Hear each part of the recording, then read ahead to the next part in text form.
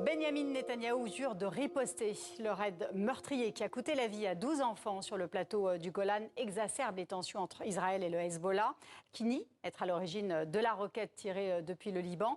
La région est-elle au bord de l'embrasement en dépit des appels à la retenue? C'est la question du grand angle.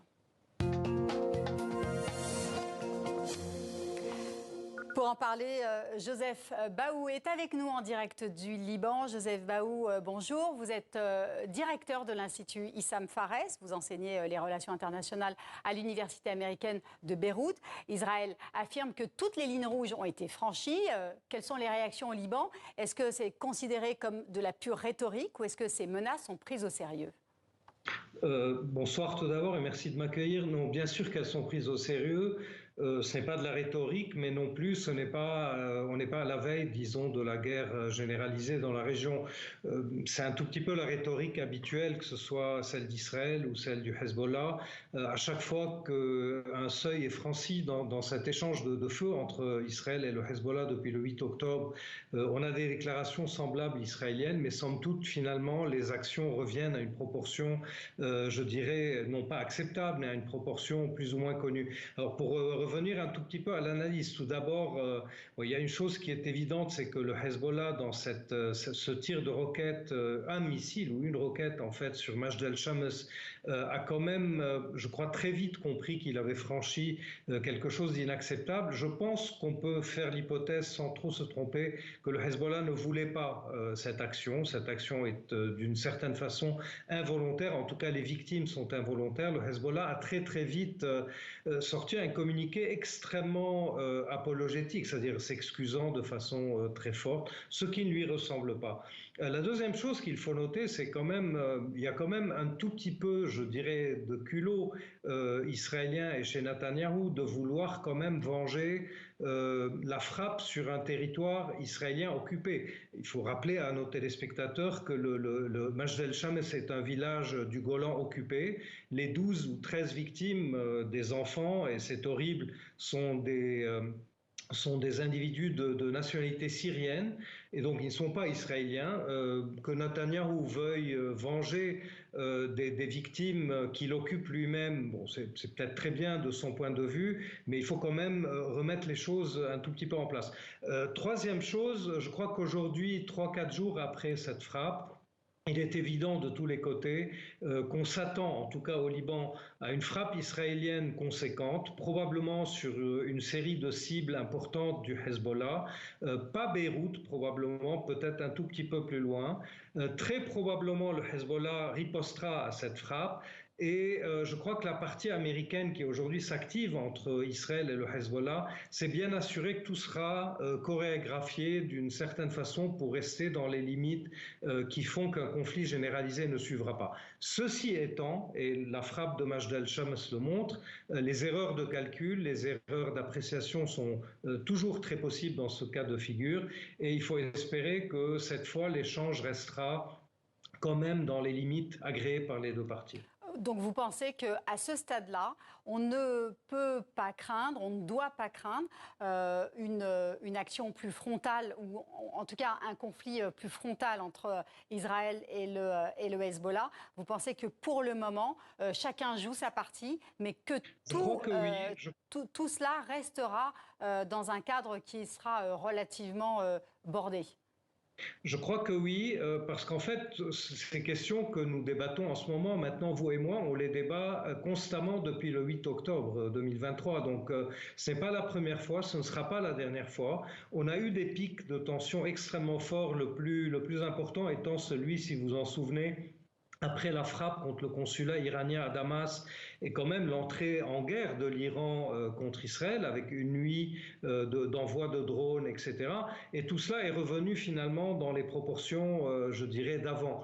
La vraie question maintenant est de savoir si, au fond, ce risque d'embrasement avec le Liban qui coexiste, qui coïncide quand même, il faut le rappeler, avec le début de la fin de la guerre à Gaza, avec la visite de Netanyahou à Washington, le fait que les Américains Américains ont signifié à Netanyahou qu'il fallait quand même commencer à finir tout cela, ça pourrait peut-être ouvrir une brèche vers une négociation qui est en cours aussi entre le Liban, entre le Hezbollah, le Liban d'une part et Israël de l'autre, sur un cessez-le-feu durable à la frontière, sur des arrangements de sécurité. C'est un peu la mission que Amos Hochstein est en train de conduire depuis des mois, avec aussi un appui français, diplomatique français important. Est-ce que cet incident pourrait déboucher sur le déblocage de cette question? C'est peut-être la seule lueur d'optimisme qu'on peut avoir aujourd'hui, mais nonobstant tout cela, je pense qu'on restera quand même dans des limites d'échange de feu acceptables par les deux parties. Mais tout de même, Joseph Baou, expliquez-nous comment peut-on imaginer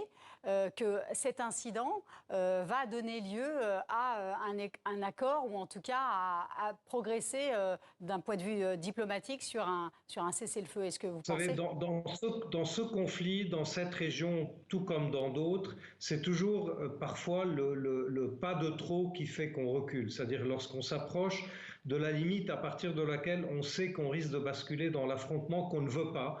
Je suppose que les deux ne le veulent pas, en tout cas. En tout cas, l'Iran ne le veut pas, le Hezbollah ne le veut pas, les États-Unis ne le veulent pas, une grande partie de l'establishment militaire et politique israélien ne le veut pas. Netanyahou pourrait en avoir besoin pour des raisons de politique intérieure, mais il sait que c'est très coûteux.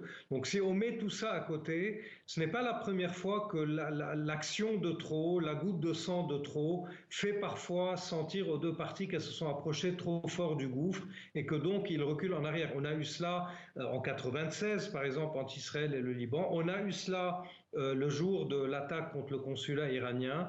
Aujourd'hui, je le répète encore, la diplomatie américaine et la diplomatie française et d'autres diplomaties européennes sont extrêmement actives pour garder cet échange de toute façon dans des limites entre guillemets acceptables et très probablement tout de suite après venir dire aux deux parties: écoutez, on a échappé au pire, ça ne peut pas se répéter trop souvent. La prochaine fois, ça risque d'escalader très fort, vous ne le voulez pas, donc essayons de mettre en place des garde-fous. Je le dis encore, c'est la lecture un tout petit peu optimiste. En tout cas, la séquence des jours qui viennent, des 4-5 jours qui viennent, vont nous montrer si on va dans ce sens ou si au contraire, on va continuer dans l'échange. Je disais une chose juste pour terminer, tout ça coïncide avec peut-être le début de la fin de la guerre à Gaza. Le Hezbollah a déjà donné plusieurs fois des signaux disant qu'il est prêt à mettre en œuvre un retrait partiel de ses troupes loin de la frontière libanaise, à mettre en place des mesures de sécurité, disons, réciproques entre Israël et le Liban, mais que tout cela ne se fera que le moment où un cessez-le-feu à Gaza prendra effet. C'est pour ça aussi qu'on est aujourd'hui dans quelque chose qu'il faut garder, si vous voulez, dans une focale régionale. La sécurité, la stabilité à la frontière israélo-libanaise est complètement liée aujourd'hui à ce qui se passera ou ne se passera pas à Gaza. Alors, il y a, on l'a dit précédemment, le nouveau président iranien a prêté serment aujourd'hui devant l'Assemblée à Téhéran. Est-ce que vous pensez que l'arrivée de ce nouveau président, qui se présente comme un réformiste, peut aussi aider à avancer diplomatiquement, ou en tout cas à apaiser la situation ?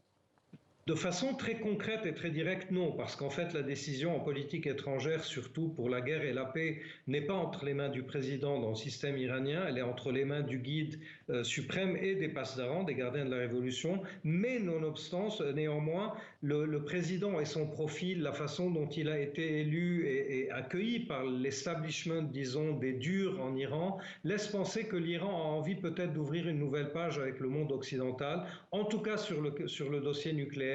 Et donc, oui, c'est un élément positif dans le tableau, mais il ne faut pas en attendre des effets immédiats et directs. Alors ce raid met aussi en lumière le plateau du Golan, vous en avez parlé il y a quelques minutes. Une grande partie de ce territoire a été annexée par Israël. Quelle est l'importance stratégique de cette zone pour Israël ? L'importance est énorme et c'est ce qui fait qu'Israël, depuis la guerre de 67, puis ensuite la guerre de 73, puis ensuite les négociations sur le Golan qui ont été interminables entre la Syrie et Israël, n'a jamais voulu concéder l'entièreté, disons, de la mainmise sécuritaire sur le Golan. Même lorsque les pourparlers du temps du président Assad père avaient avancé avec Israël, Israël a accepté de restituer une partie du Golan, mais a toujours voulu garder des garanties sécuritaires sur le plateau, que ce soit en termes de surveillance électronique ou de déploiement de forces internationales ou d'autres arrangements sécuritaires. C'est un plateau qui est extrêmement névralgique et très important pour la sécurité à la fois d'Israël, puisqu'il, en fait, c'est un promontoire à partir duquel on peut voir même jusqu'à Damas, et il est aussi de ce fait même très important pour la Syrie, puisque c'est quand même l'un des derniers points à partir duquel Israël peut voir ou atteindre Damas. On est à 40 km de la capitale syrienne, il ne faut pas l'oublier, mais aussi symboliquement pour la Syrie, c'est un territoire extrêmement symbolique au niveau, je dirais, politique intérieur, puisque c'est un territoire qui a été perdu par la Syrie lorsque Hafez el-Assad, le père du président actuel, était ministre de la Défense et commandant en chef des forces syriennes.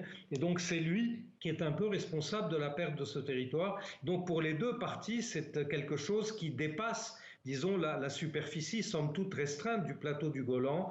C'est une pièce maîtresse dans le dispositif.